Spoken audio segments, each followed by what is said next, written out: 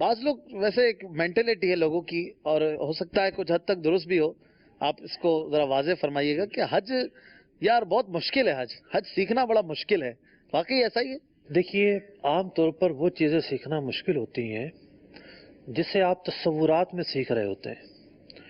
مثال کے طور پر آپ کو فزکس پڑھائی جا رہی ہے، کیمسٹری پڑھائی جا رہی ہے، تو جو چیز پڑھائی جا رہی ہے وہ آپ کے سامنے ہی نہیں ہے۔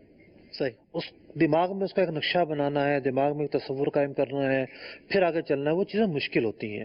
صحیح اور حج کے جو بھی چیزیں ہیں، ہم کہیں گے عرفات کیا ہے جی، کہیں گے رمی کیا ہے جی، مینا کیا ہے جی، تو اس کا خاکہ ذہن میں اتنی آسانی سے نہیں بنتا، بندہ یہیں الجھ کر رہ جاتا ہے۔ تو بڑی مشکل یہ ہوتی ہے، نئے نام ہوتے ہیں۔ اب دیکھیں اصطلاحات حج اگر لے لیں، اتنے سارے نئے نام ہیں، تو نئے ناموں کے بارے میں یہ ہیں کیا، ان کا معنی کیا ہے، مشکلات تو ہیں، نو ڈاؤٹ، اس میں کوئی شک نہیں ہے، لیکن بندہ جب سیکھنے بیٹھتا ہے تو اس کے لیے ہر کام آسان ہو جاتا ہے۔ صحیح انسان ہی ہے جو پہاڑوں کو پاش کر دیتا ہے، اللہ درندوں اللہ کو تابع بنا لیتا ہے، مشکل سے مشکل کام کر لیتا ہے، ستاروں پہ کمر ڈالنا انسان کا ہی کام ہے۔ صحیح تو ہمت نہیں آنا چاہیے۔ بالکل